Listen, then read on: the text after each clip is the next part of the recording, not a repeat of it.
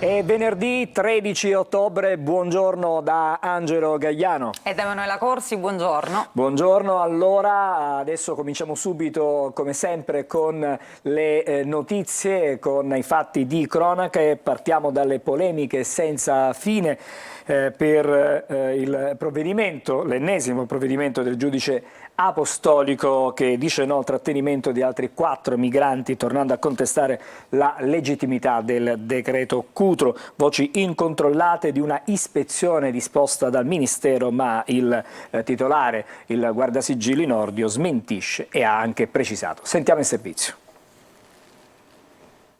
Non ci sarà nessuna ispezione al Tribunale di Catania né alcun provvedimento è stato richiesto nei confronti del giudice Iolanda Apostolico. La precisazione arriva da Ministeri e CSM dopo la diffusione di notizie in questo senso.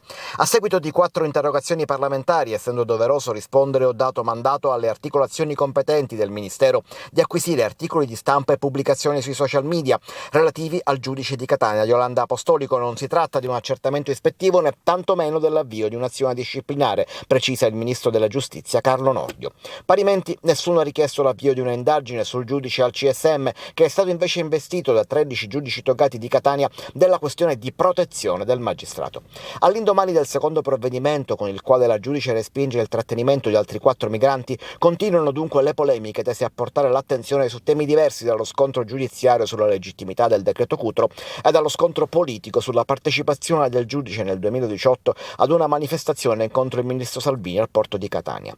Intanto il ministro dell'Interno Piantedosi torna a ribadire che la vicenda del video è all'attenzione della procura, mentre l'avvocato del carabiniere indicato come l'autore nega che questi abbia mai confessato. Il mio assistito non ha confessato nulla e di conseguenza non può aver ritrattato, dice l'avvocato Cristian Petrina. Ieri il sindacato dell'Arma SIM aveva smentito che un militare avesse confessato di aver girato il filmato. Peraltro, spiega Petrina, esperto di diritto militare, in questi casi ci sono delle procedure previste dalla normativa militare da seguire e invece non ci sarebbe alcuna relazione di servizio sulla vicenda. Oltre 23.000 litri di gasolio per auto o trazione, risultati non a norma perché il risultato più infiammabile rispetto a quanto è previsto dalla normativa di settore, sono stati sequestrati dalla Guardia di Finanza di Catania. State vedendo le immagini dall'Agenzia delle Dogane dei Monopoli. Nell'ambito dell'operazione 7 gestori di impianti di carburanti sono stati denunciati per frode in commercio e per sottrazione all'accertamento o al pagamento dell'accisa su prodotti energetici. In 7 casi, la vendita di gasolio è risultato non a norma a causa della presenza di un grado di infiammabilità del prodotto più elevato rispetto agli standard previsti. Un carburante più infiammabile, spiegano gli investigatori, potrebbe derivare da operazioni di miscelazioni abusive con sostanze estranee come solventi e carburanti avio, benzine e anche oli vegetali esausti che ne alterano le proprietà, aumentando anche i rischi per la sicurezza di operatori e anche utenti finali. A questo si aggiungono anche i danni per l'erario a causa del non corretto assolvimento degli obblighi sulle imposte. Ancora cronaca, 5 persone sono state arrestate dalla polizia di Gela per tentata estorsione e lesioni gravi. Le indagini sono state coordinate dalla Procura di Caltanissetta ed avviate in seguito ad alcuni episodi estortivi subiti dal titolare di una rivendita di fiori nei pressi del cimitero Farello proprio a Gela. E adesso invece a Catania pattumiera, diversi quartieri sommersi di spazzatura ed ingombranti. Adesso vi mostriamo lo scempio in via Calliope, dove le strade sono impercorribili per le tonnellate di spazzatura sparse proprio per strada. Cittadini ormai esasperati dicono non sappiamo più a chi rivolgerci, abbiamo fatto tante denunce ma nessuno ci ascolta. Vediamo il servizio. Ad osservarla da lontano sembra una discarica ed invece è una strada, tra l'altro impercorribile perché invasa da rifiuti, mobili, divani, scarti edili, elettrodomestici e l'immancabile Eternit. Una delle zone franche di Catania è via Calliope, dove ogni angolo è utile per scaricare spazzatura e non solo. Decine le segnalazioni che arrivano al nostro numero di WhatsApp 342 74 55 005 e che sono concentrate in questo tratto di strada che costeggia il cimitero. Questo cartello l'ho messo io per evitare di fargli buttare la spazzatura alle persone. Ed invece? È servito poco perché alla fine I risultati sono sempre questi. Nonostante io abbia preso i bidoni al comune e mi sono registrata per fare la raccolta differenziata, un bidone mi è stato rubato, quello dell'umido, con tutta la catena legata al mio cancello di casa. E nonostante ciò non mi vengono a prendere la spazzatura. Io rimango con la spazzatura davanti casa, io non so più che cosa fare, a chi rivolgermi. Ho fatto tante segnalazioni, tante denunce, ma nessuno viene a raccogliere la spazzatura davanti casa mia. Qualcuno l'ha definita zona franca, eppure da queste parti ci sono le telecamere fatte installare dal comune, ma che anche queste non funzionano. Nessun segnale arriva alla centrale della polizia municipale e mai arriverà se non verrà superato un intoppo burocratico che a quanto pare risale al commissariamento del comune di Catania. Noi abitiamo lì, Viale della Regione. Quest'estate ha preso tutto a fuoco, la spazzatura non se ne può più perché noi paghiamo, vengono persone da fuori e buttano la spazzatura, non dico solo spazzatura ma anche mobili di ogni genere. Alle sue spalle c'è di tutto, non c'è solo spazzatura, ma ci sono materassi, televisori, divani, materiale edile, Eternit, soprattutto Eternit, che è altamente cancerogeno. Sì, questo sì. Anche da noi lo buttano, anche da noi, però non sappiamo chi è, perché ci vogliono le telecamere. In realtà la telecamera davanti a lei c'è, però non è funzionante. Ecco, non funziona. Via Calliope si può considerare una strada secondaria, ma basta girare l'angolo e si arriva in Viale Regione Siciliana, decisamente più grande e trafficata, ugualmente sporca e deturpata.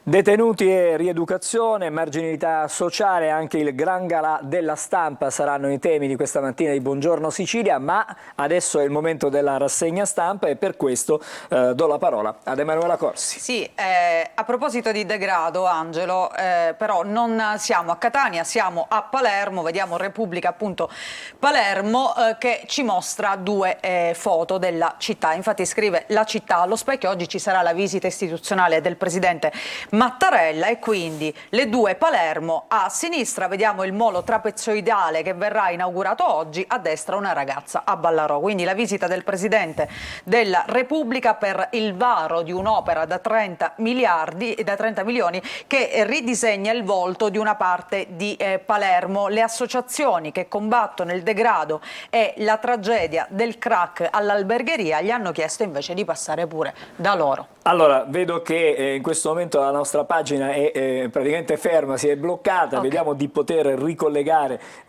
tutto il sistema in modo tale da poter vedere anche le altre chiaramente pagine dei quotidiani e vedere non solo Repubblica ma vedere anche, diciamo, gli altri giornali siciliani con gli approfondimenti che quotidianamente chiaramente offrono. È il bello della diretta. È il bello della diretta. Quindi E vediamo adesso senza trucco e senza inganno. Assolutamente. Allora, adesso dovremmo esserci, vediamo. Quindi Mattarella, dicevamo che inaugura il nuovo molo, però c'è questo invito da parte della gente di Ballarò che gli dice insomma venga a visitare anche questo quartiere che è nel degrado. E poi sempre in prima pagina su Repubblica Palermo c'è un'altra notizia a proposito di Matteo Messina Denaro, quando il boss l'ha fatta sotto il naso alla telecamera della polizia. È emerso un nuovo video dove si vede, questo è un fermo immagine chiaramente, dove si vede il boss che va a trovare l'amante, Laura Bonafede. Andiamo a vedere questa notizia appunto all'interno, il caso, la beffa del padrino ripreso con l'amante prima dell'arresto. Matteo Messina Denaro passava da casa di Laura Bonafede che era sorvegliata dalla polizia. C'è questa frase che scrive Repubblica: si sentiva sicuro nella sua Campobello, e questi video dimostrano come appunto il boss girava tranquillamente in quello che era il suo territorio per l'appunto. Ma intanto andiamo alla notizia di apertura. Il nuovo porto guarda al futuro, un investimento di 30 milioni, l'inaugurazione oggi dicevamo alla presenza del Presidente della Repubblica Mattarella. Tra le opere realizzate un terminal aliscafi, 3 ristoranti a bordo d'acqua, una banchina per 13 yacht da 70 metri. Questo è il lato bello di Palermo, che dicevamo è una città con due volti, perché poi c'è anche Ballarò, che invece sfida droga e degrado e che sogna appunto la visita del nostro presidente. E qui Vediamo in alto appunto il porto e poi qui il degrado del quartiere di Ballarò. Associazioni residenti di quella che è una grande piazza di spaccio chiedono risposte e impegni concreti. Cambiamo quotidiano, andiamo alla Sicilia di oggi. Ci sono tante notizie in prima pagina, intanto pugno di ferro, Israele perentoria a proposito della guerra in Medio Oriente, schiacciare Hamas come fatto con l'ISIS, mentre Teheran lancia l'appello all'Islam, allarme energia anche per l'Italia. Già si vedono gli effetti di questa guerra con un aumento del 40% del prezzo del gas. Poi Salvini, Lombardo invece, questo patto, i segretari del patto, leader della Lega oggi a Palermo per la federazione con l'MPA in vista delle prossime europee. La posta e i posti in gioco e il piano arginare Fratelli d'Italia al prossimo Sono voto. le schermaglie politiche chiaramente che animano il pre-elezioni europee. Esatto, poi vediamo ancora il caso apostolico di cui parlavamo prima, dagli scherzi a cena con i colleghi all'incubo, il carabiniere si tira fuori dal video su Apostolico. Oggi il militare sentito dal PM e poi le parole del ministro Nordio che dice nessuna ispezione a Catania. Altre notizie, Cuffaro, manager della sanità, un sorteggio tra i più meritevoli. Questa è stata la proposta appunto del segretario nazionale della Democrazia Cristiana che appunto dice affidiamo all'autorevole e competente considerazione del presidente Schifani all'azione dell'assessore per la sanità appunto per fare questo sorteggio e per assegnare questi posti. Poi a proposito di medicina, insulta il dottore nella recensione, adesso quest'uomo, questo paziente lo dovrà risarcire. E poi vedremo anche che cosa ha scritto. Quindi in attesa che possiamo vedere la pagina a cui faceva riferimento Emanuele, la pagina evidentemente sempre del quotidiano La Sicilia a questo punto, per proseguire la lettura dei quotidiani regionali di questa mattina, di questo venerdì 13 ottobre. Vediamo di cosa stiamo parlando, allora, Emanuele. Andiamo a vedere appunto all'interno, ha definito ladro un urologo catanese sul profilo Google, adesso dovrà risarcirlo. La notizia è questa, lui aveva scritto Arsenio Lupin, il solito ladro di turno, il migliore per fregare i soldi, una frase diffamatoria che è stata postata a gennaio del 2021. L'urologo ha chiesto prima la rimozione del commento a Google e poi insomma ha intrapreso le vie legali, questo anche un po' per scoraggiare i cosiddetti leoni da tastiera, nel senso che se ci sono delle rimostranze forse sarebbe bene farle in altre sedi e non chiaramente sui social o comunque sul web.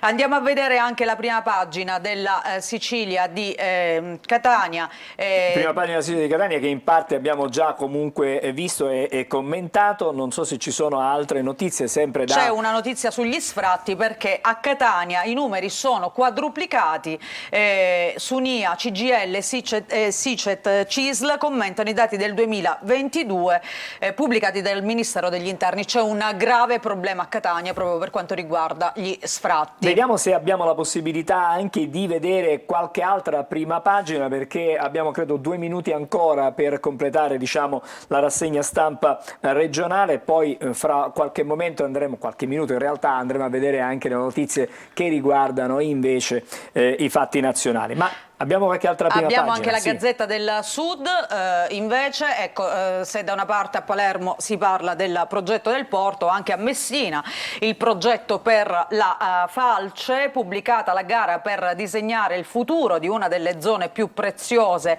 e più svilite della città, prima la vasta bonifica e poi la realizzazione di un grande parco Vediamo se urbano. possiamo vedere in realtà poi la prima pagina del giornale di Sicilia di oggi. Eccolo che qua, vedo là. eccolo qua.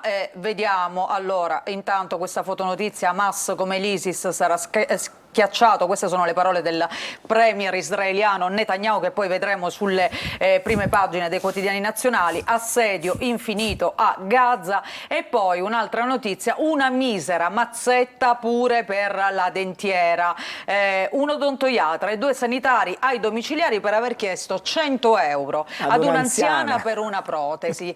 L'ASP dice attiveremo i procedimenti disciplinari. Queste, diciamo, sono le prime pagine dei quotidiani regionali che abbiamo visto questa mattina, questo venerdì 13 ottobre. Ci fermiamo appena qualche minuto e poi torniamo per vedere invece gli approfondimenti dai quotidiani nazionali. Restate con noi a Buongiorno Sicilia.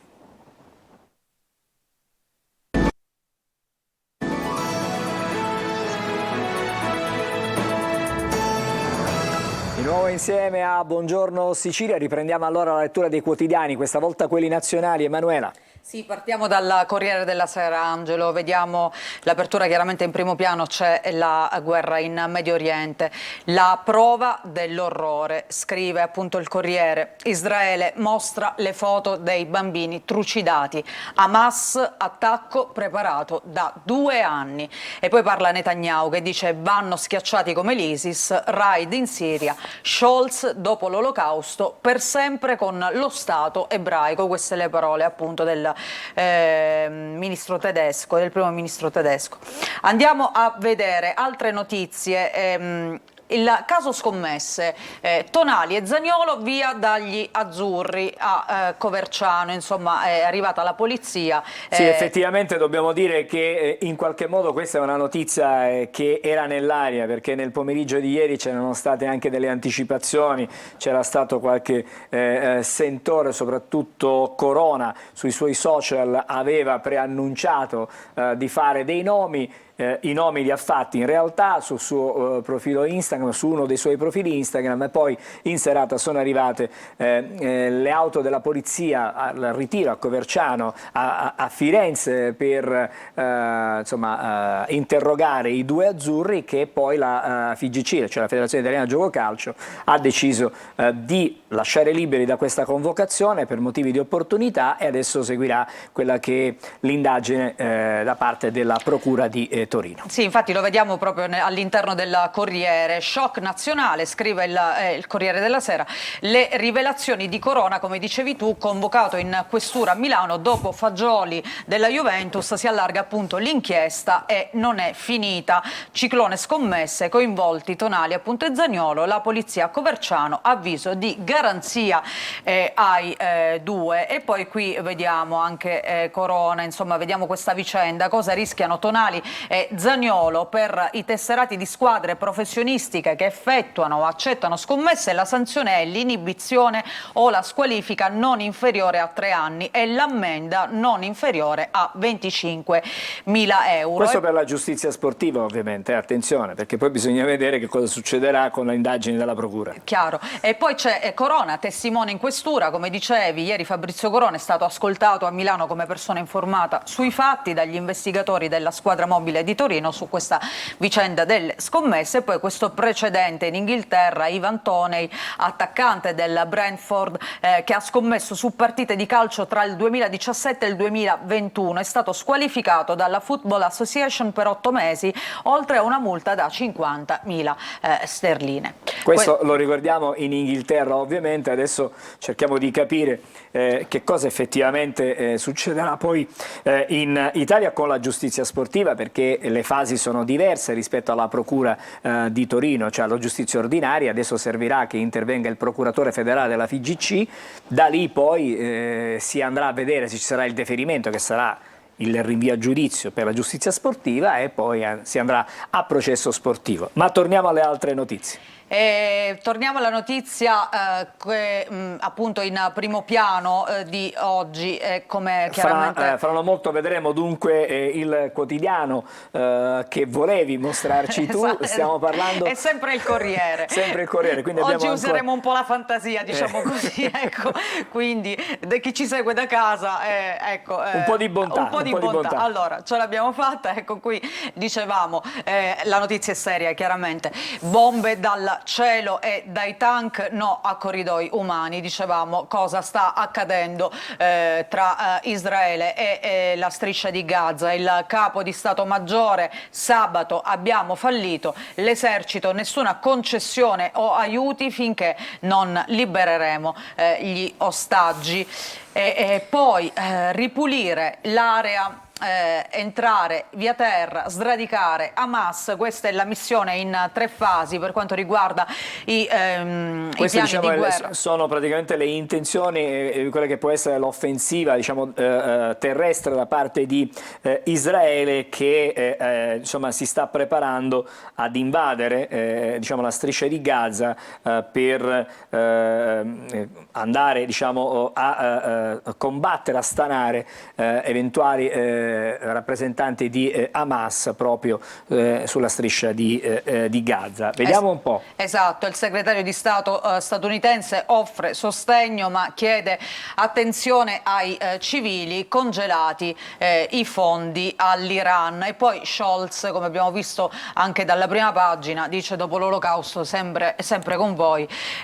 Oggi arriva Tajani. Speriamo di cambiare adesso quotidiano, dal Corriere magari andiamo a qualche altra testata nazionale e cerchiamo di capire se l'orientamento, se l'idea, se evidentemente la linea è un po' diciamo, la stessa sulle prime pagine anche degli altri quotidiani. Allora, vi faccio vedere la Repubblica, che mette invece in primo piano il tema degli ostaggi. Prove di trattativa. Il governo di Gerusalemme, niente acqua a Gaza fino al rilascio dei prigionieri.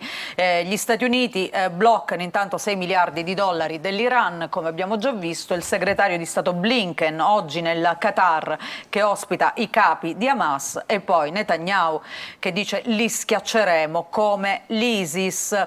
E poi raid aerei anche in Siria.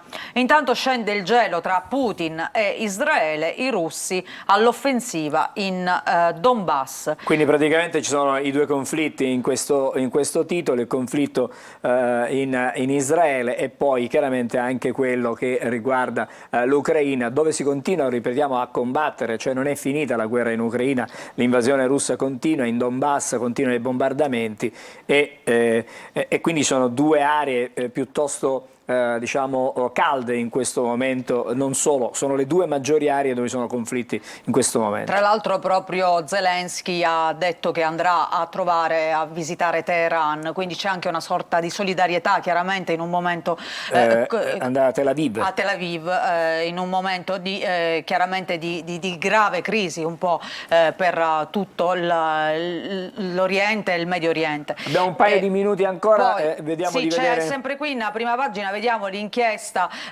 calcio e scommesse, terremoto sulla nazionale, la polizia appunto a Coverciano che vuole vedere. Insomma, ha sentito sia Zaniolo che Tonali per cercare di capire se qualche cosa, poi chiaramente l'interrogatorio continuerà più avanti in procura, saranno risentiti certamente i due giocatori della nazionale, anche perché sono stati ieri diciamo, sistemati in una stanza, sono arrivati loro due con gli agenti di polizia che hanno chiesto e hanno sequestrato fra le altre cose tablet e telefonini e anche computer portatili. Un'ultima prima pagina per stamattina. Vediamo il Messaggero di oggi, anche qui in primo piano c'è chiaramente la guerra, Gaza, Hamas blocca chi fugge, l'esercito israeliano pronto ad entrare nella striscia, varchi chiusi per chi vuole lasciarla, la rivelazione degli islamisti palestinesi,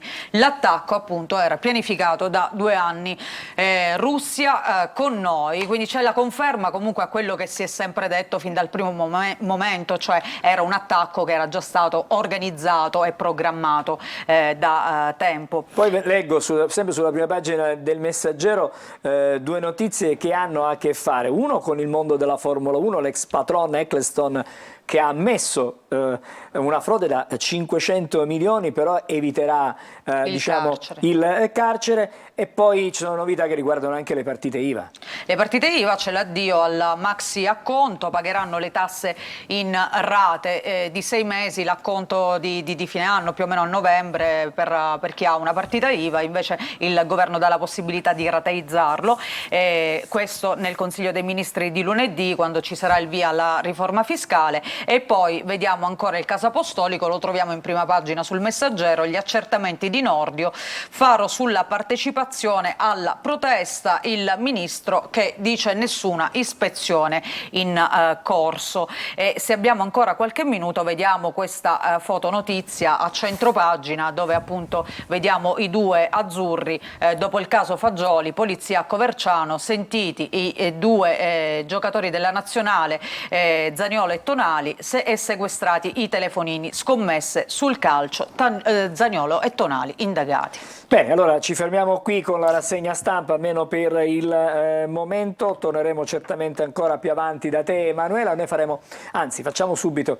un'altra sosta, un'altra pausa, e poi il primo dei nostri ospiti di questa mattina, fra pochissimo. Bentrovati da Nico Schiodetto, aggiornamento per la giornata di venerdì 13 ottobre. Possiamo notare l'anticiclone interessare tutta Italia, anche se al nord infiltrazioni di aria umida determineranno qualche nube bassa, specie sulla Liguria, la classica maccaia. Per quanto riguarda la Sicilia, bel tempo, cieli segno poco nuvolosi, ampia apertura del cielo dappertutto, una giornata soleggiata, al più un po' di variabilità diurna sulle aree interne. Venti in prevalenza deboli, mari tutti calmi o quasi sotto costa. Temperature minime tra i 15 e i 21 gradi, massime tra i 26 e i 30 gradi, ancora sapore d'estate. Per quanto riguarda sabato, nessuna variazione, ancora alta pressione, cieli segno poco nuvolosi, una bella giornata con venti in prevalenza deboli, mari tutti calmi o poco mossi. Le temperature per quanto riguarda il weekend non subiranno grandi cambiamenti, ancora clima mite di giorno con valori che oscilleranno tra i 25 e i 28 gradi. Tutti i dettagli precisi scaricando l'app gratuita di Trebi Meteo. De waar is deze straat in de Vidania? Dus het woest is die strada, no. Russo. Tedesco. No, russo. Russo, niente. Formiamo quello sempre nella vita, perché si chiama sale. Che sale dovrebbe essere così. Assaggiamo un pochettino, così. Ma che bontà! Ma che bontà! La zucchina no. E allora? La smettete di litigare tutte e due? Quando si mangia? Tutti i giorni su Antenna Sicilia. Allora, proprio così tutti i giorni, alle 12.30 e alle 19 su Antenna Sicilia, poco prima del TG, trovate C'è chi la vuole cotta. E adesso cominciamo ad incontrare gli ospiti di questa mattina. Do il benvenuto alla dottoressa Annunziata Di Fazio, grazie, che è il direttore della casa circondariale di Piazza Lanza a Catania. La domanda, io mi sono letto il suo curriculum, sono andata a sbirciare, a vedere. Laureata in giurisprudenza, arriva poi all'amministrazione penitenziaria. Il percorso non è così diretto e così semplice, immagino. Vabbè, ma quello è il periodo in cui si tenta di trovare una strada lavorativa, per cui a me è toccata in sorte questo. Ne sono ben lieta, perché poi alla fine è un lavoro che mi appassiona, e quindi è ovviamente un concorso fatto tra i tanti e vinto. Non c'era una premeditazione, non sono figlia d'arte, ci sono capitata in amministrazione, però sicuramente ormai sono quasi 30 anni, 26 anni 26 anni che svolgo questo lavoro. L'ho sempre fatto con grande impegno, insomma, con grande passione, ripeto, perché non puoi quasi non puoi non farlo così, è un ambiente talmente complesso, poi lavori a contatto con l'uomo, con l'umanità, con le difficoltà, con la marginalità, poi io vengo da una esperienza pregressa di volontariato, io vengo dal sociale, per cui è stato un logico connubio di quella che era la mia precedente vita, lo studio in giurisprudenza e l'attività nel sociale. Dottoressa, le carceri italiane comunque sono in sofferenza. È un dato di fatto, il sovraffollamento in Italia è elevatissimo, anche se nell'ultimo periodo forse è diminuito, però in Sicilia credo raggiunga il 107%. E in termini pratici, per farci capire da casa, quanti sono i detenuti in esubero, nel caso specifico proprio a Piazza Lanza, se ce ne sono, perché la situazione in Sicilia non è facile. Guardi, in questi giorni in effetti abbiamo un numero piuttosto elevato rispetto al nostro standard, perché siamo a 360 alla mezzanotte di ieri su una capienza di 280 detenuti, però devo dire che è un numero un po' alto, perché c'è stata da pochi giorni ci sono stati degli arresti. Noi provvediamo poi subito al trasferimento in grandi numeri in questi casi, quindi nei prossimi giorni sicuramente nuovamente scenderà. Come dice lei, dopo le sentenze che ci sono stati negli anni 2011-2013, le cosiddette sentenze Torreggiani, di fatto l'Italia si è, dico l'Italia perché ci si è mossi a livello normativo, amministrativo e poi anche giurisprudenziale, ci si è mossi nella direzione di defluire i detenuti, di fare andare, di diminuire questo sovraffollamento, sì, e ci siamo riusciti, perché ci sono state modifiche normative che hanno consentito ai detenuti di uscire dal carcere e così via. Senta, lei faceva prima riferimento al fatto che in carcere, insomma, si sta a contatto, si vive una realtà di chi magari è stato sfortunato nella vita, di chi invece ha sempre avuto questa propensione a delinquere, ma la convivenza all'interno del carcere è complicata tra i detenuti, intanto tra di loro, e immagino c'è tanto impegno da parte vostra con le guardie penitenziarie, con la polizia penitenziaria, che è a stretto contatto, no? Sì, certo, è chiaro, quello è il nostro lavoro. Diciamo che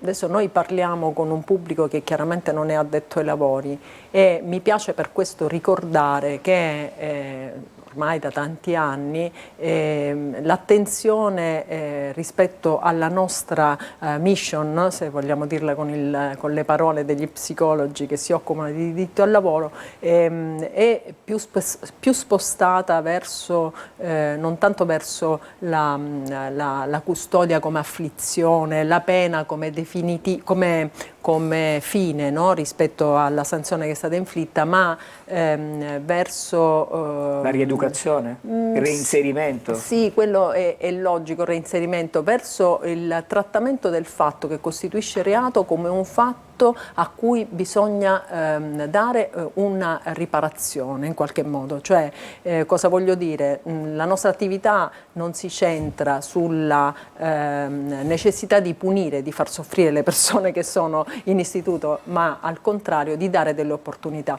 Cioè, il carcere, se ancora ha motivo di esistere nel 2023, è perché deve essere un luogo dove queste fragilità a cui lei faceva riferimento devono trovare in qualche modo un ristoro, devono trovare una risposta. È chiaro che il carcere è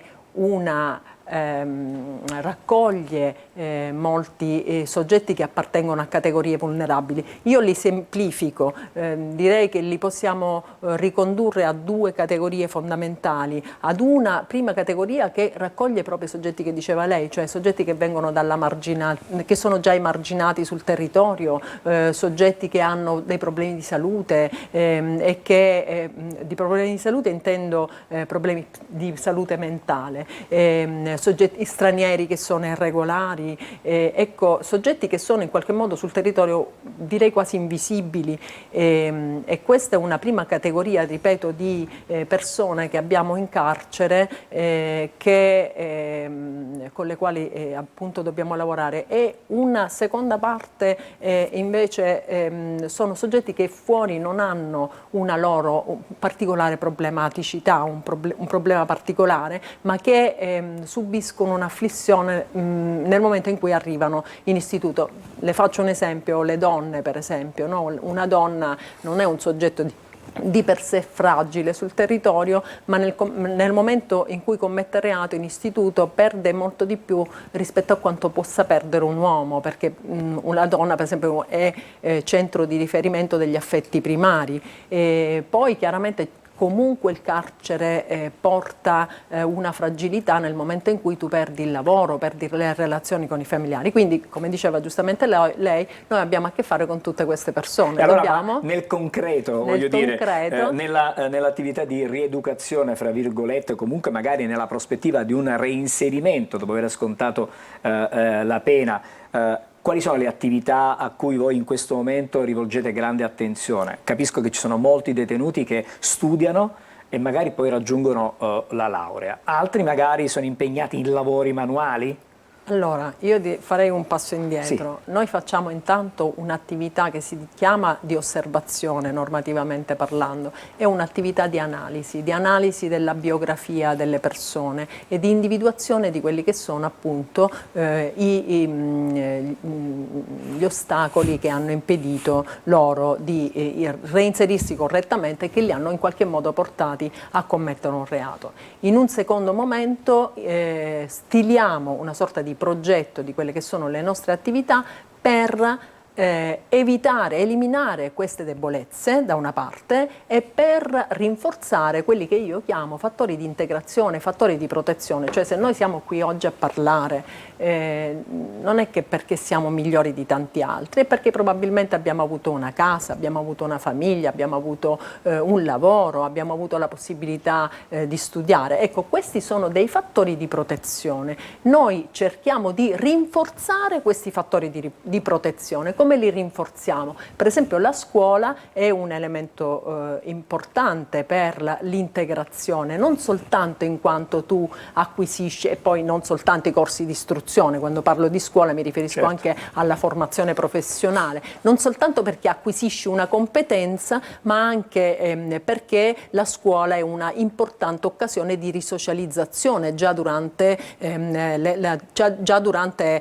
l'esecuzione penale, e così anche il lavoro, come dicevo, no? A dare la possibilità di rinforzare delle capacità professionali. In questo senso noi abbiamo per esempio da molti anni ormai, da qualche anno in particolare, beneficiato di fondi della Comunità Europea, di fondi regionali e di fondi dell'amministrazione per promuovere dei corsi di formazione professionale. Ne abbiamo diversi, abbiamo per esempio un corso che si sta svolgendo che è di lavorazione del pescato per andare a fare poi il pescivendolo. È un'attività che chiaramente può sembrare umile, ma è molto richiesta, quindi è un'opportunità che poi, cioè acquisire questa capacità professionale significa per esempio avere poi la possibilità di lavorare realmente nei banchi del pesce. Si lavora insomma e per così, il reinserimento, esatto, diciamo così. E così per esempio il corso di professionale che abbiamo per parrucchiere, per barbiere, adesso inizieremo un corso di estetica per le donne, speriamo che ci sia il finanziamento perché è uno dei progetti che abbiamo avviato. In passato c'è stato il corso da giardiniere. Ecco, questi sono dei progetti che ci consentono di dare a chi svolge, a chi partecipa, una opportunità lavorativa. Quello che però secondo me è anche importante è prestare attenzione a quello che dicevo prima, a quegli elementi di debolezza, perché secondo me è frustrante per una persona che dentro il carcere ha fatto un percorso meraviglioso, e le assicuro che ce ne sono, un percorso meraviglioso, arrivare al fine pena e non avere per esempio un'unità abitativa dove andare, non poter accedere ad una misura alternativa perché non hai chi ti ospita. Allora in questo senso il carcere deve diventare una struttura perfettamente osmotica rispetto al territorio, cioè noi dobbiamo avere la presa in carico del detenuto, e c'è, perché ci sono vari progetti anche in questo senso, uno in particolare adesso glielo racconto. Dobbiamo cercare di essere chiudere più veloci perché abbiamo un altro tema che volevo trattare con lei. Ok, allora mi fermo qui, però dico l'osmosi col territorio ci consente di prendere in carico questi detenuti e aiutarli per esempio anche nel momento in cui hanno finito il loro percorso all'interno dell'istituto e vanno fuori. Io volevo fare una domanda a proposito di questo, perché comunque i dati ci dicono che più della metà dei detenuti poi una volta usciti tornano a delinquere, quindi ritornano in carcere. Ecco, al di là dello sforzo profuso, chiaramente lei stava elencando tutta una serie di attività che servono proprio per riabilitare le persone, dov'è che si sbaglia? Cioè è quando Cioè, è la logica continuazione di quello che stavo dicendo, cioè il carcere ormai da tanti anni lavora insieme ai soggetti del territorio ed è quella la via da seguire. È nato come una struttura che si doveva allontanare dai tribunali, si doveva allontanare dalla città. Piazza Lanza per esempio nasce in periferia, oggi è al centro della città, ma allora l'idea era che doveva essere fuori dalla città.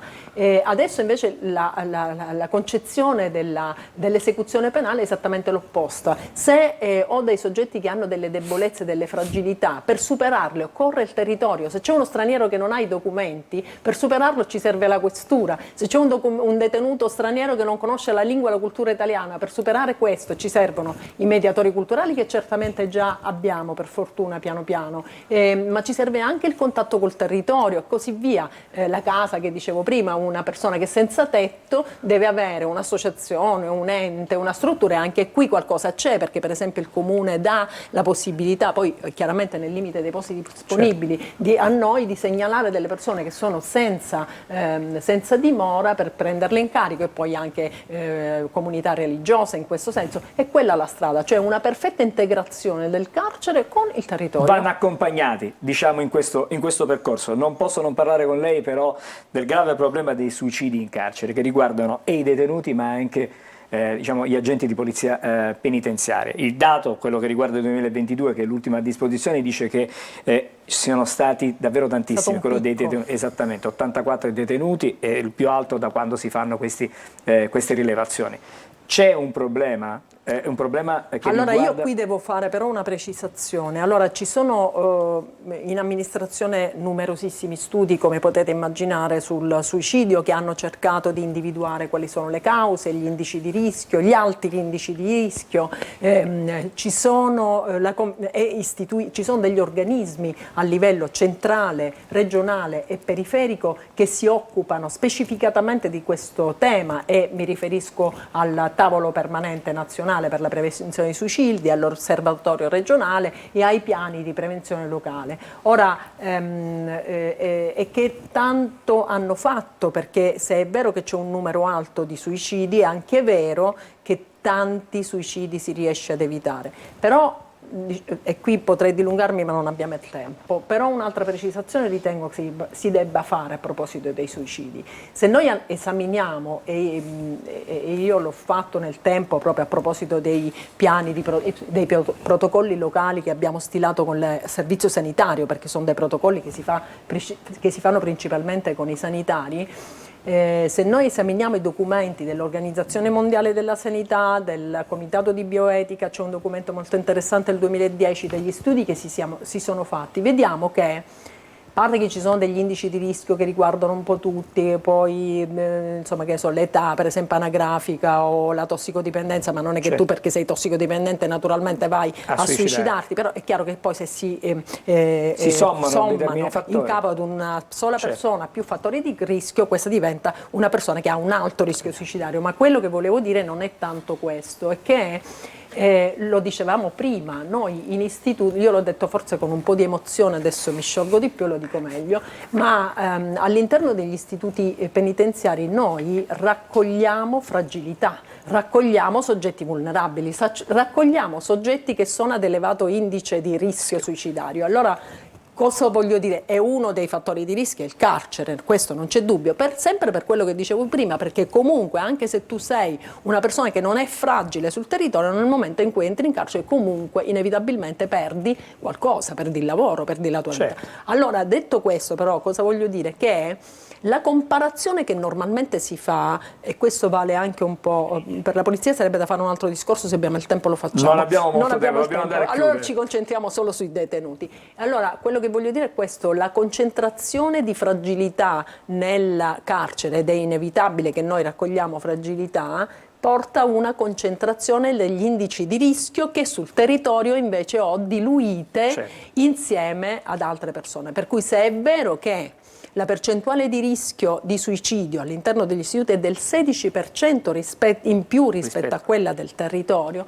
È anche vero che io questa comparazione non la posso fare, perché un soggetto ad alto indice di rischio è ad alto indice di rischio in carcere ed è ad alto indice di rischio sul territorio. Però la statistica sul territorio io la spalmo sull'intero territorio con persone che non hanno rischio all'interno dell'istituto, e questa la situazione diciamo è una concentrazione, ripeto, di soggetti fragili che sono non tutti, perché però c'è una elevata percentuale, altrimenti noi ci verrebbe un infarto, però sono una quantità sicuramente maggiore a rischio. Benissimo, noi ci dobbiamo fermare qui. Dottoressa, la ringrazio la dottoressa Nunziata Di Fazio, che è il direttore della casa circondariale Piazza Lanza di Catania. Un buon lavoro. Grazie. Serve veramente tanta fatica per poter realizzare questi progetti. Speriamo di poterla avere. Grazie a voi per averci dato voce, ed è importante anche questo. Adesso un attimino ci fermiamo, andiamo in pubblicità e dopo torniamo con un altro ospite.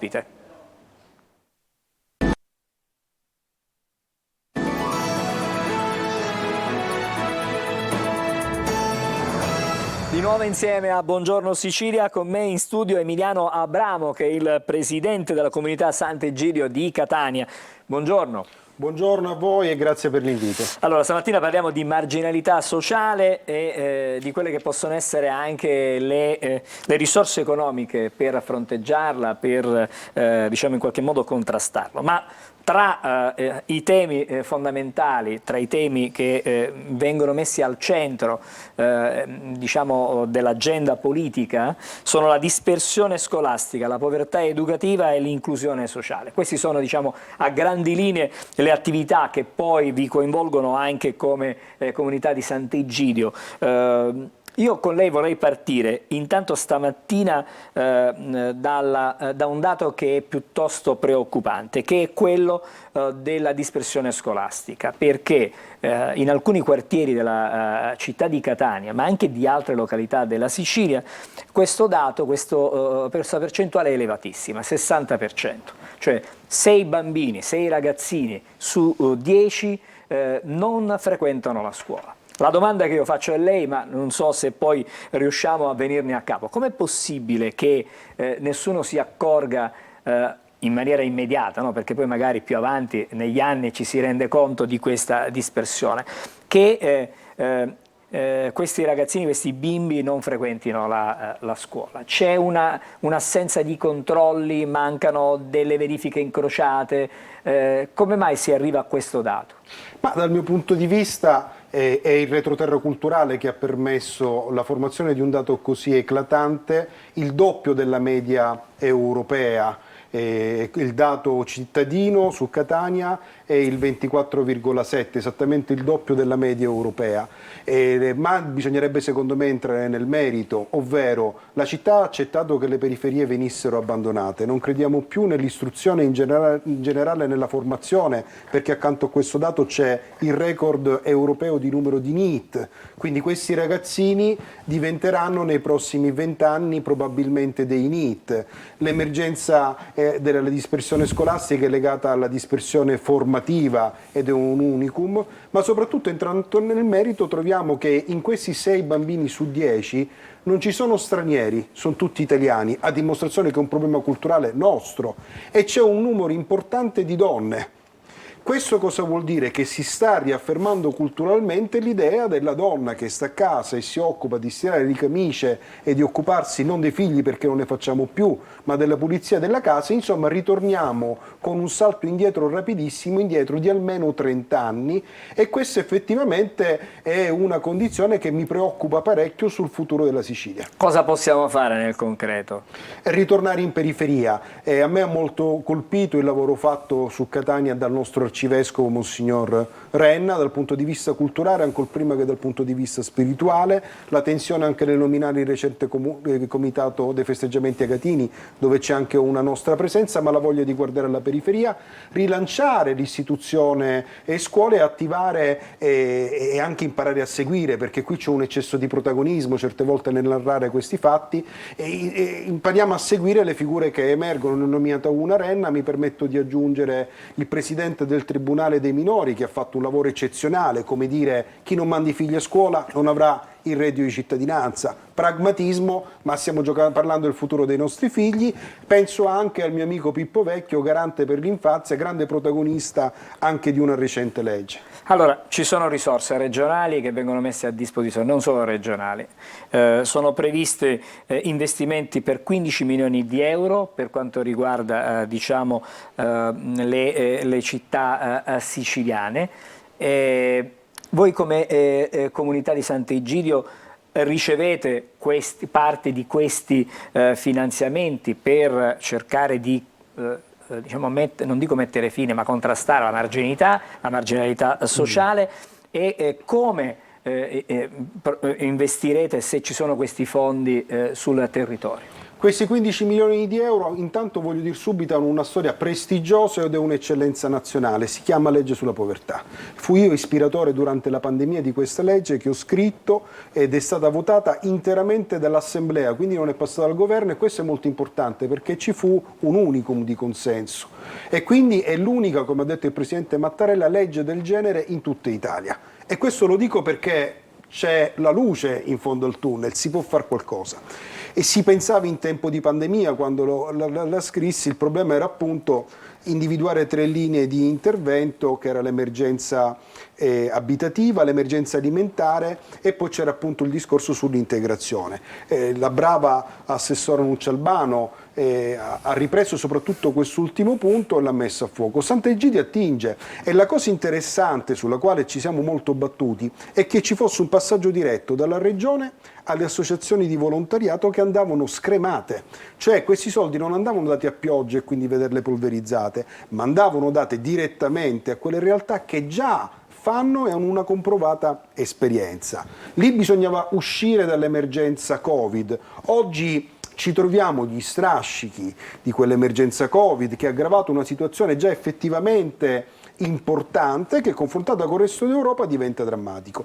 Tutti questi strumenti, secondo me, non sono assolutamente sufficienti, ma sono quei presupposti per attivare quel dialogo che assottigli quella zona di grigio che per me si chiama ignoranza e che sta diventando condanna per i bambini. Abbiamo parlato di dispersione scolastica, ma anche di anziani soli, ma anche di senza tetto. Io credo che la nostra sfida sia contenere questo grigio. Dottore Abramo, la sua comunità, la comunità di Sant'Egidio di Catania, quotidianamente come si spende per quelli, per gli invisibili, per i fragili, per chi ha necessità di aiuti concreti?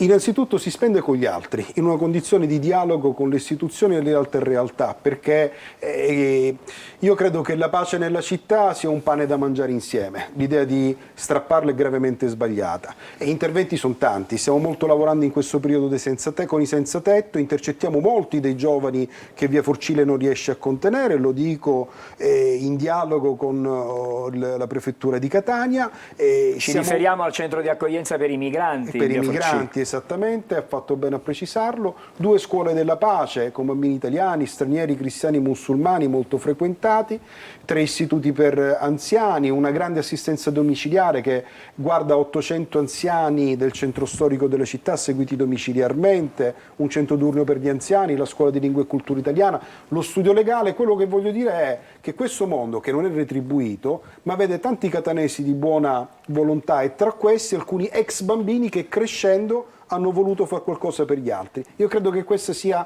la soluzione in salsa catanese. 2 cose prima di chiudere. Intanto, se in maniera tangibile c'è il sostegno, il supporto, la vicinanza concreta dei catanesi, in qualche modo lei ci ha risposto, ma non solo nel volontariato. Io dico come sostegno economico, se ci sono dei donatori che in qualche modo vi aiutano. Sì, ci sono i donatori. però è veramente una parte importante, ma non è la più rilevante. E noi lavoriamo molto con le braccia, la testa, la mente e il dialogo di tantissimi catanesi che effettivamente hanno visto una crescita di una realtà importante come Sant'Egidio. Questo non vuol dire vittoria, perché se no sarei autoreferenziale, guarderei solo la nostra realtà. Questo vuol dire che c'è un trend che va incoraggiato e che ci deve portare ad affrontare con convinzione e voglia di vincere le sfide che lei giustamente ha elencato.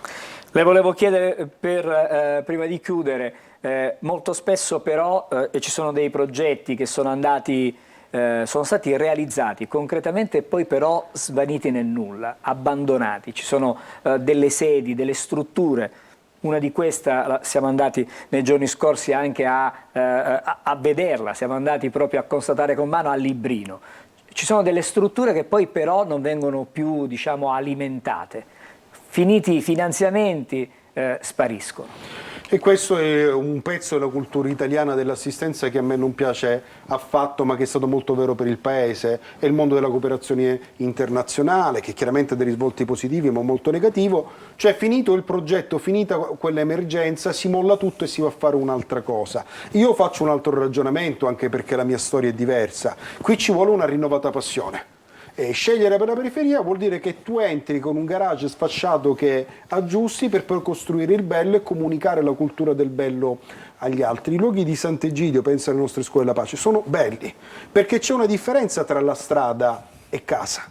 E noi dobbiamo dare una differenza netta, anche in termini di bellezza, tra la strada e la bruttezza alla quale abbiamo condannato questi bambini in quartiere e la scuola, e l'ospedale, e i luoghi di dove ritrovarsi. E questa è responsabilità degli adulti. Nonostante non facciamo i figli, in questa città, io vedo una città con troppi figli e pochi genitori. Cioè manca quel senso di responsabilità che la brava madre, il buon padre di famiglia dovrebbe avere non solo per se stessi. L'ultima cosa: in questo tempo in cui siamo tutti paurosi, anche se non lo diciamo, stiamo accorciando lo sguardo. E allora il Natale si passa in famiglia, e chi la famiglia non ce l'ha? E allora la sera si va a casa, e chi la casa non ce l'ha? Allora aiutiamoli a casa loro. Ma nei paesi di origine, a posto della casa c'è un buco, pensa ad Aleppo, bombardata. Questa stoltezza che vive di luoghi comuni, ma che priva di un'anima, non rende priva solo l'individuo, che banalizza in questo modo con una cultura vecchia e anche un po' stucchevole, ma priva la città delle opportunità e si diventa una città senza una società. L'individualismo è la grande gabbia e il grande male che combatto. Grazie dottor Abramo per essere stato stamattina con noi a Buongiorno Sicilia. Ci fermiamo ancora e poi torniamo con ancora un altro tema. Stavolta parleremo di passione. Passione per una squadra di calcio, passione per una città e non solo. A fra poco.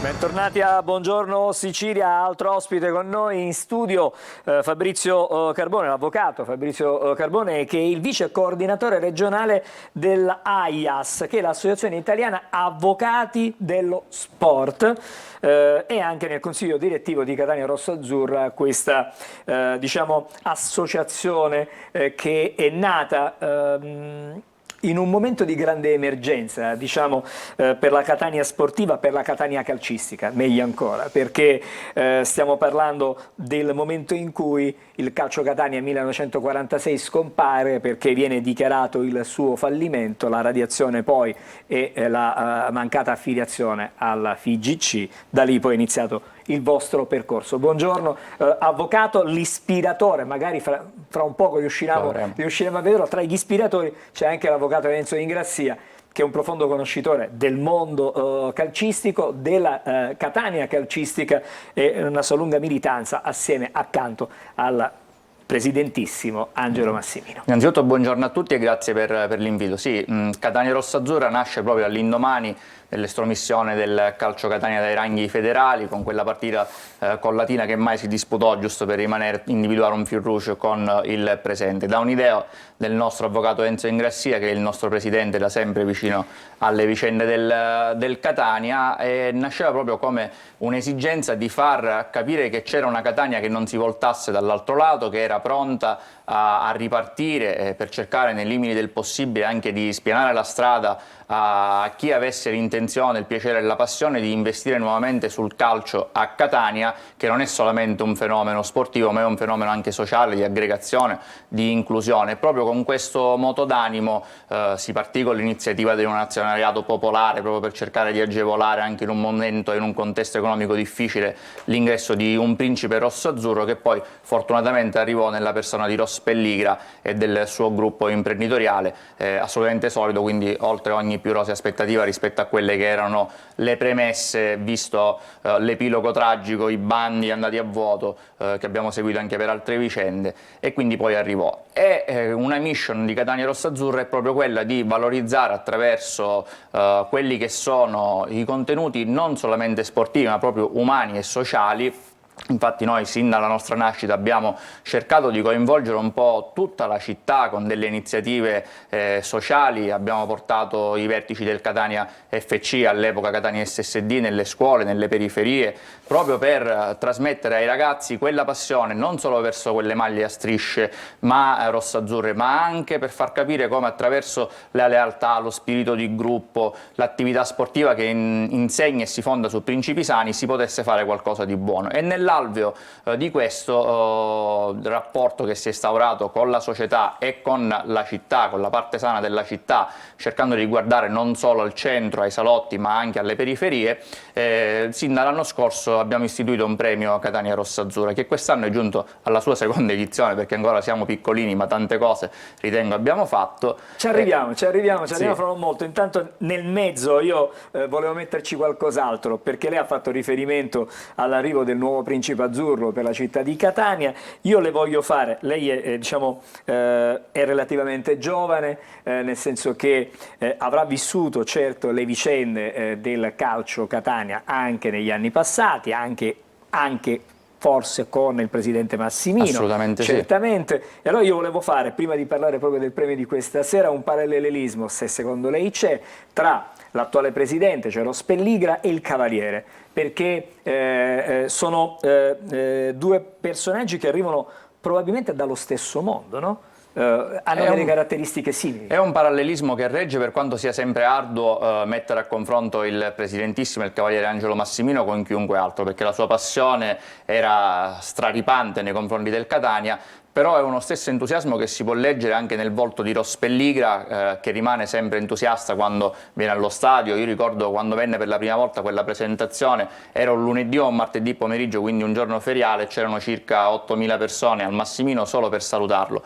E lui era molto felice di questo, ha un entusiasmo che a volte ci dicono debba essere quasi contenuto dai suoi più stretti collaboratori. Vero è che viene da un mondo analogo a quello, diremmo oggi un self-man made per così dire, dallo stesso mondo del cavaliere Angelo Massimino, però ovviamente con una struttura societaria che è quella adeguata al 2023, con una cultura anche anglofona per così dire, sì. Quindi con una struttura e un'idea di management rapportata ai tempi, perché oggi purtroppo, per fortuna, ma così è, le società di calcio non possono più essere alimentate dalla passione dei vecchi presidenti come Massimino, Rozzi, Antonetani, qualche nome che si fa solitamente, ma che è vero, ma hanno bisogno di un management assolutamente strutturato. Avvocato, la interrompo perché vedo collegato, mi fa piacere salutarlo e incontrarlo questa mattina, avvocato Enzo Ingrassia. L'avrei voluto qui in studio, il tempo però insomma è davvero pochino quello che abbiamo a disposizione, considerato che ci stiamo arrivando tardi al suo collegamento. Però avvocato Ingrassia, dicevo prima con Fabrizio Carbone, con l'avvocato Carbone, che ho chiesto questo parallelismo tra Pelligra e il cavaliere Massimino. A lei chiedo invece di ricordare, ma brevemente, perché lei ha vissuto tantissimi anni assieme al cavaliere Massimino, come è nata la vostra, il vostro rapporto, che poi è diventato un rapporto di amicizia, di grandissima amicizia. Lei è stato accanto al cavaliere per tantissimi anni. Mi raccomando di essere brevi, perché abbiamo 2 minuti e poi dobbiamo parlare anche del premio di questa sera, del galà della stampa di questa sera. Angelo, grazie intanto per aver suscitato ricordi bellissimi, ricordi bellissimi che abbiamo vissuto, perché tu c'eri in quel periodo in maniera determinante accanto a noi. Un rapporto bellissimo perché intanto di grande amicizia, di grande stima reciproca, ma soprattutto accomunati in quel momento tragico. Io posso dire che ho visto Massimino piangere soltanto una volta, quando un minuto dopo la radiazione mi venne a trovare a Nicolosi, non disse neanche una parola, si appoggiò sulla mia spalla e pianse. Ci abbracciammo. Da quel momento iniziò un rapporto di simbiosi che poi ci portò a fare giustizia per Catania. Guardi, io ho vissuto un'esperienza simile con il presidente Massimino al tempo al CGA di Palermo. Era quasi notte fonda quando arrivò quel provvedimento che di fatto non radiava il Catania, non cancellava il Catania, però dava la possibilità alla FIGC di dare un campionato. C'eravamo tutti. Allora, avvocato, subito entro nel merito, così ci racconta cos'è questa sera questo gran galà della stampa e perché un premio alla stampa sportiva catanese. Un minuto, avvocato, perché devo chiudere. In un minuto mi dica tutto. Guarda, noi riconosciamo alla stampa non soltanto una funzione di informazione, riconosciamo anche una funzione di natura sociale, cioè la stampa alimenta i sentimenti. In modo particolare noi di Catania Rossazzurra, che siamo per il Catania e siamo anche per Catania, con questo premio abbiamo voluto dire una sola parola, un grazie, e in quel grazie c'è tutta la gratitudine per la funzione di informazione sociale che la stampa svolge.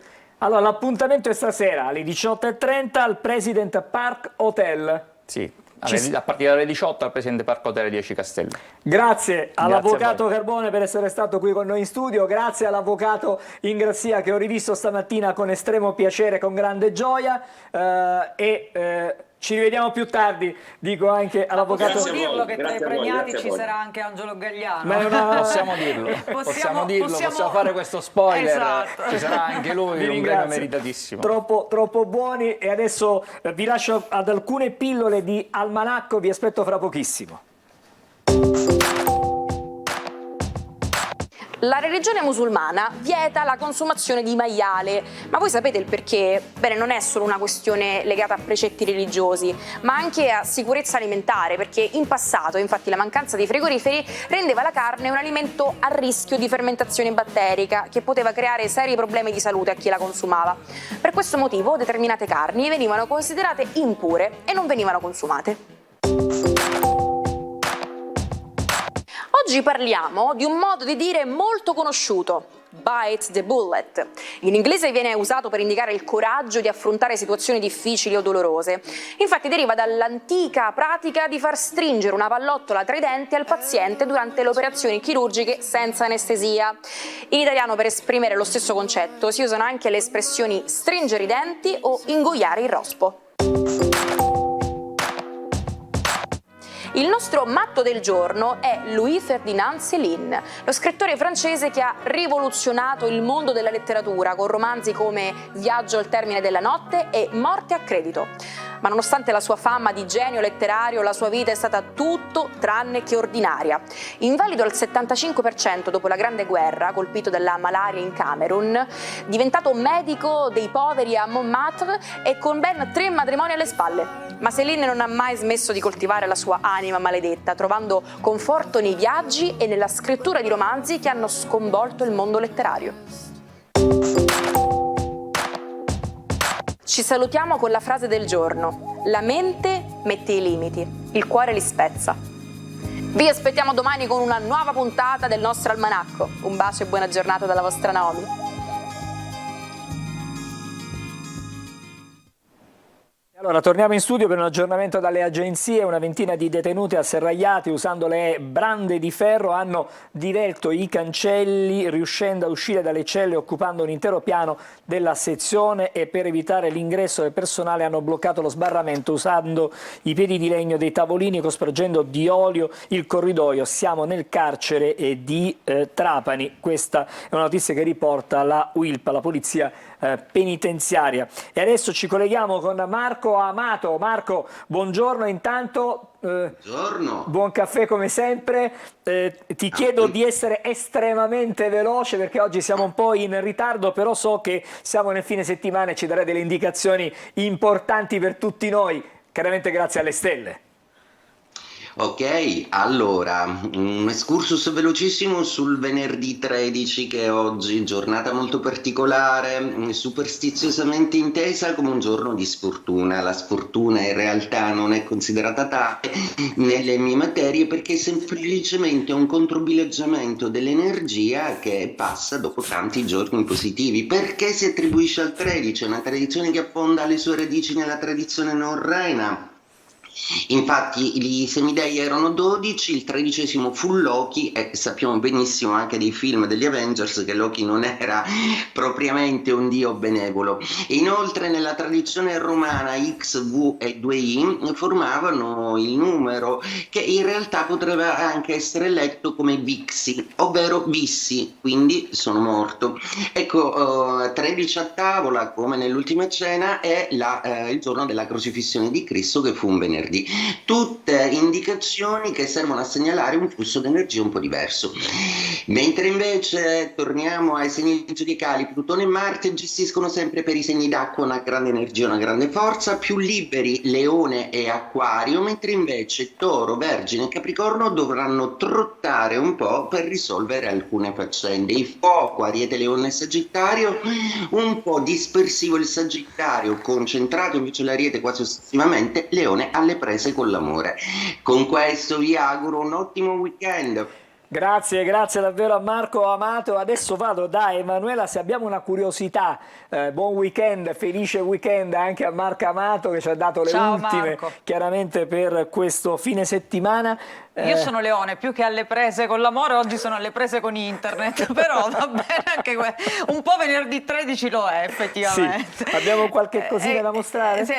Sì, la vediamo, è già qualcosa, quindi il turismo oltre i livelli pre-Covid, ogni tanto qualche buona notizia e vola anche l'e-commerce, il giro d'affari degli spostamenti in Italia e all'estero arriva a 23,7 miliardi, quindi più 9%, quello degli alberghi a 35,8 miliardi più 7%. Lo evidenzia un report dell'Osservatorio Travel Innovation della School of Management del Politecnico di Milano. E poi dicevamo che vola anche l'e-commerce perché gli acquisti online piacciono sempre di più e valgono il 71% della spesa per i trasporti e il 54% di quelle invece per quanto riguarda gli hotel. Beh, buone notizie, almeno queste sono buone notizie. Adesso invece i suggerimenti per questo fine settimana. Prima quello delle stelle, adesso qualcosa da fare nella nostra bella Sicilia.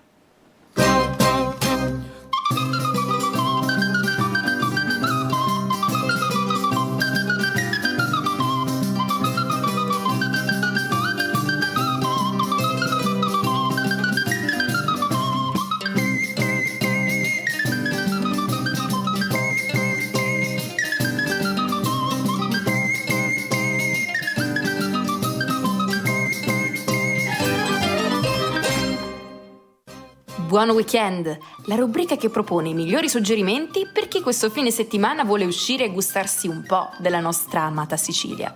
A Bronte, da oggi fino a domenica, torna l'evento più atteso da tutta la comunità di pistacchio lovers dell'isola, la 32esima sagra del pistacchio DOP. Anche quest'anno decine di aziende sono pronte ad accogliervi, offrendo prodotti all'interno dei quali l'ingrediente principe è ovviamente l'oro verde di Bronte. Arancini al pistacchio, creme, gelati, granite, crepe, una goduria per tutti i sensi. Sabato 14 e domenica 15 a Tre Castagni si celebrano i colori, i sapori e gli odori autunnali con la festa del castagno. Previste degustazioni di prodotti tipici, street food, musica dal vivo, visite guidate per il paese e mercatini di artigianato. Tutto accompagnato da buon vino e castagne fumanti. A Ragusa Ibla, gli artisti di strada si preparano ad invadere pacificamente le strade in occasione di Ibla Baskers, da oggi fino a domenica 15 ottobre. Il barocco si unisce alla magia, alla creatività e alla spettacolarità delle arti di strada, con giocolieri, mangiafuochi, attori e performer pronti ad incantare grandi e piccini. A Zafferana Etnea, domenica 15, continua l'appuntamento con l'Ottobrada zafferanese, una vera experience per le nostre papille gustative, coccolate dalle eccellenze siciliane. Per tutte le domeniche del mese la manifestazione si snoderà da Piazza della Regione Siciliana fino a Via Roma, per poi raggiungere il Trionfo dei Sapori in Piazza Umberto. A Giardini Naxos, da oggi fino a domenica 15 ottobre, si avrà la possibilità di assistere a una delle tante iniziative del Festival Hierofanie, l'anima della Sicilia, i luoghi del sacro. Rassegna di musica, teatro, letteratura e incontri culturali, diviso tra il Parco Archeologico di Naxos e, la prossima settimana, quello di Segesta. Buon weekend! Allora, tanti bei consigli per questo fine settimana. Adesso, Emanuela, lo sai che il 13 ottobre del 1792 inizia la costruzione della White House, la Casa Bianca, pensata come residenza istituzionale e privata. Stiamo vedendo per l'appunto un progetto, insomma un dipinto, no? Del Presidente degli Stati Uniti. La struttura attuale è il risultato di ampliamenti apportati dai vari inquilini, incluso l'orto botanico voluto da Michelle Obama. E lo sai che il 13 ottobre invece del 1820 Silvio Pellico, noto patriota italiano e direttore della rivista Il Conciliatore, viene arrestato a Milano con l'accusa di essere affiliato alla Carboneria. Condannato a 20 anni di carcere duro, scriverà poi la celebre opera Le mie prigioni. Prima del 13 ottobre del 1884 ogni nazione aveva un suo meridiano di riferimento. L'Italia, ad esempio, usava il meridiano passante per Montemario a Roma. Tuttavia, con la Convenzione di Washington, il mondo decise di sincronizzare gli orologi adottando il meridiano, lo state vedendo per l'appunto, di Greenwich in Inghilterra. Oggi è il compleanno della bevanda numero 1 al mondo, la Coca-Cola. Fu inventata da un farmacista americano come medicinale contro il mal di testa, ma l'uso come bevanda analcolica poi fu ufficializzato il 13 ottobre del 1886. Buon compleanno allora. Il 13 ottobre del 1917, presso la cittadina portoghese di Fatima, 70.000 persone radunatesi in seguito alle apparizioni della Madonna vedono il sole cambiare colore, dimensione e posizione per circa 10 minuti. Lo straordinario fenomeno verrà chiamato miracolo del sole. E sempre il 13 ottobre, ma del 1925, nasceva Margaret Thatcher, nota come la Lady di Ferro per la sua inflessibilità. Fu la prima donna a ricoprire il ruolo di primo ministro del Regno Unito. Forse non tutti sanno che si laureò in chimica all'Università di Oxford. 13 ottobre, ma del 1943, uno dei primi atti del governo Badoglio è la dichiarazione di guerra alla Germania. Il re e Badoglio cercano di ottenere per l'Italia lo status di alleato, ma così non è. Gli alleati infatti fanno aderire l'Italia solo come co-belligerante. E poi il 13 ottobre del 1962 debutta a Broadway Chi ha paura di Virginia Woolf, rappresentato nei teatri di tutto il mondo ancora oggi, e nel 1966 ne verrà tratto un film interpretato da Richard Burton, Elizabeth Taylor, stiamo vedendo per l'appunto nel ruolo di protagonisti. E rimaniamo nel mondo del teatro per ricordare invece la scomparsa avvenuta il 13 ottobre del 2016 di Dario Fo, un'icona del teatro italiano e vincitore anche del premio Nobel a 71 anni.